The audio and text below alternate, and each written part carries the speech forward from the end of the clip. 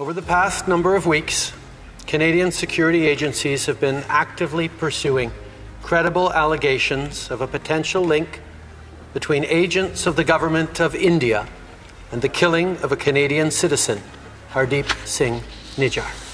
Canada के प्रधानमंत्री Justin Trudeau द्वारा हाल ही में भारत को लेकर दिए गए एक बयान से दोनों ही देशों में राजनीतिक तनाव बढ़ गया है।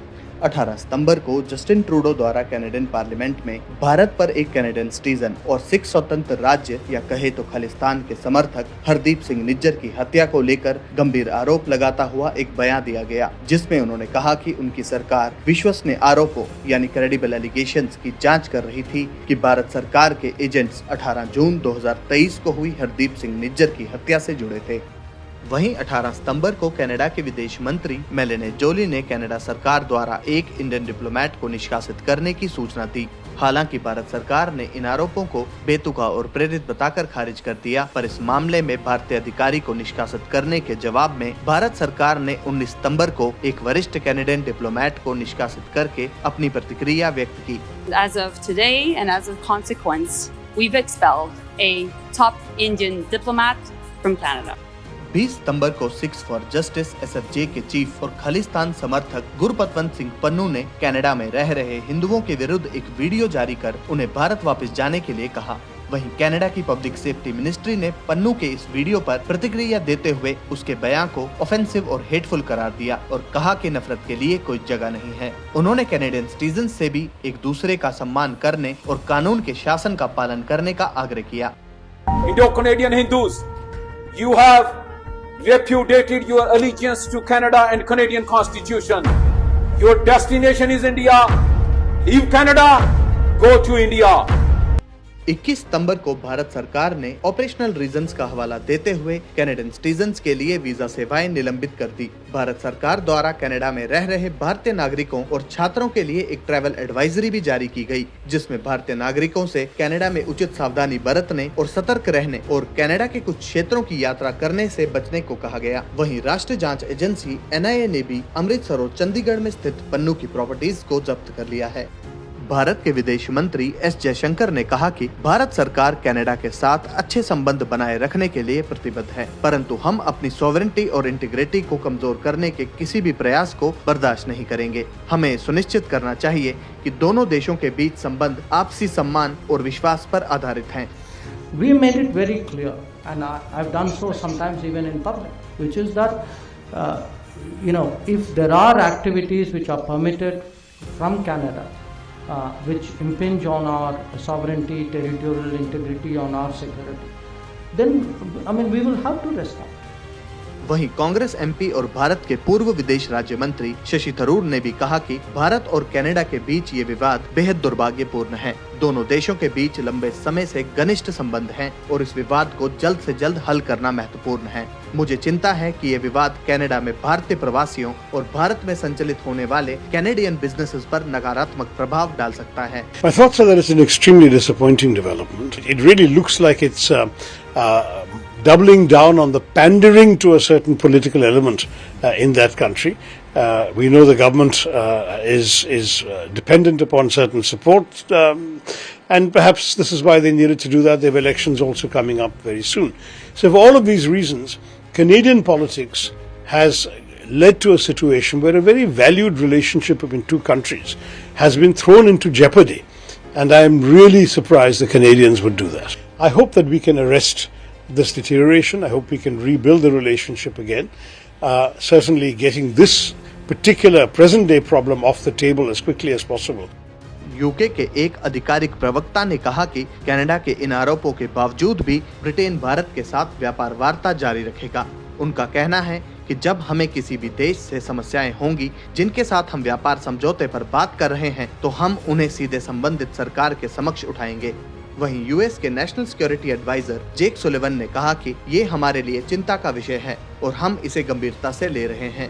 हम इस पर काम करते रहेंगे और हम किसी भी देश की परवाह किए बिना ऐसा करेंगे।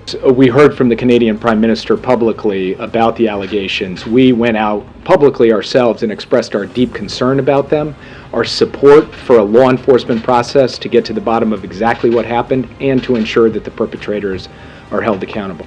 we have been and will be in contact with the Indians at high levels on this issue. It is a matter of concern for us. It is something we take seriously. It is something we will keep working on. And we will do that regardless of the country. Canada के प्रधानमंत्री Justin Trudeau ने कहा कि हम भारत के साथ अपने संबंधों को बहुत महत्व देते हैं। भारत एक महत्वपूर्ण वैश्विक भागीदार है और हम दोनों देशों के बीच मजबूत संबंध बनाए रखना चाहते हैं। हम इस विवाद को सुलझाने और भारत के साथ अपने बायलैटरल रिलेशंस को मजबूत करने के लिए प्रतिबद्ध हैं। उन्होंने कहा कि कनाडा भारत को उकसाने या समस्याएं पैदा करने के बारे में नहीं सोच रहा। उन्होंने नई दिल्ली से मामले को बेहद गंभीरता से लेने और सच्चाई को उजागर करने के लिए ओटावा के साथ काम करने का आग्रह किया है। उन्होंने कहा कि कनाडा ने हरदीप सिंह निज्जर की हत्या में संभावित रूप से शामिल होने के सबूत कुछ सप्ताह पहले ही नई दिल्ली के साथ साझा किए हैं। हालांकि भारतीय विदेश मंत्रालय ने 21 सितंबर को कहा है कि निज्जर की हत्या के संबंध में कनाडा द्वारा कोई भी जानकारी साझा नहीं की गई है। As I've said, India, the government of India, needs to take this matter with the utmost seriousness. We are doing that. We are not looking to provoke or escalate. We are simply laying out the facts as we understand them, and we want to work with the government of India to lay everything clear and to ensure that there is proper process. One of the things that is so important today is that India and the government of India takes seriously this matter. It is extremely serious, and it has far-reaching consequences in international law and otherwise. For Canada, as I said yesterday, we're going to remain calm. We're going to remain grounded in our democratic principles and values. We're going to follow the evidence and make sure that the work is done to hold people. I'm asking you if the Canadians gave you the intercepted documents. No, look, Indian diplomatic I communications. have said that if somebody gives us specific or relevant information, we're prepared to look at it. So you have not received those intercepted communications from If the I Canadians? had, would I not be looking at it? वहीं भारत के प्रधानमंत्री नरेंद्र मोदी ने कहा है कि Canada के साथ हमारे संबंध बहुत ही महत्वपूर्ण हैं। हम दोनों लोकतंत्र और बहुलवाद के मूल्यों में विश्वास करते हैं। मुझे विश्वास है कि हम इस विवाद को सुलझाने और अपने बायलैटरल रिलेशंस को मजबूत करने के लिए मिलकर काम कर सकते हैं। अभी तक भारत सरकार ने निज्जर मामले के बारे में कनाडा सरकार की टिप्पणियों पर अपना कड़ा विरोध दर्ज कराने के लिए भारत में कैनेडियन हाई कमिश्नर को समन किया है। भारत सरकार ने ये भी कहा है कि वह कनाडा के साथ अपने आर्थिक और सुरक्षा संबंधों सहित अपने संपूर्ण संबंधों की समीक्षा कर रहा है। भारत और कनाडा के बीच चल रहे राजकीय विवाद की दोनों ही देशों के विशेषज्ञों और राजनेताओं ने व्यापक रूप से निंदा की है। उन्होंने चेताया है कि इस विवाद का बायलैटरल रिलेशंस पर नकारात्मक प्रभाव पड़ सकता है और इससे खालिस्तानी एक्सट्रीमिस्ट का हौसला भी बढ़ सकता है। बता दें कि हरदीप सिंह निज्जर कैनेडियन नागरिक होने से पहले पंजाब के जलंधर में स्थित भरसिंहपुरा गांव का रहने वाला था। 45 वर्षीय हरदीप सिंह निज्जर खालिस्तान समर्थक होने के साथ साथ खालिस्तान टाइगर फोर्स KTF का चीफ भी था। वह भारतीय सरकार की राष्ट्रीय जांच एजेंसी NIA और पंजाब पुलिस के कई मामलों में वांटेड था। NIA ने उसे आधिकारिक तौर पर भगोड़ा घोषित कर दिया था और उसके सर पर 10 लाख रुपए का इनाम भी था। जुलाई 2020 में कड़े गैर कानूनी गतिविधियां रोकथाम अधिनियम unlawful activities prevention act UAPA के तहत हरदीप सिंह निज्जर को आतंकवादी भी नामित किया गया था, जिसके कारण सितंबर 2020 में NIA द्वारा देश में उसकी संपत्ति भी सीज कर दी गई थी। 18 जून 2023 को हरदीप सिंह निज्जर की ब्रिटिश कोलंबिया के पश्चिमी कनाडाई प्रांत यानी वेस्टर्न कनाडाई प्रोविंस सुरे में स्थित एक गुरुद्वारा के बाहर अज्ञात व्यक्तियों द्वारा गोली मारकर हत्या कर दी गई थी।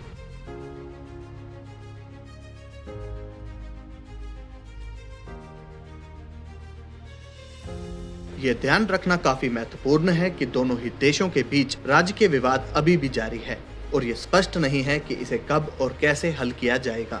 हालांकि दोनों देशों ने अच्छे संबंध बनाए रखने की इच्छा जताई है। उम्मीद है कि दोनों ही पक्ष स्थिति को कम करने और बातचीत फिर से शुरू करने का रास्ता ढूंढने में सक्षम होंगे। अभी के लिए बस इतना ही और भी अपडेट्स के लिए बने रहें द न्यूज़ सेंट्रिक के साथ।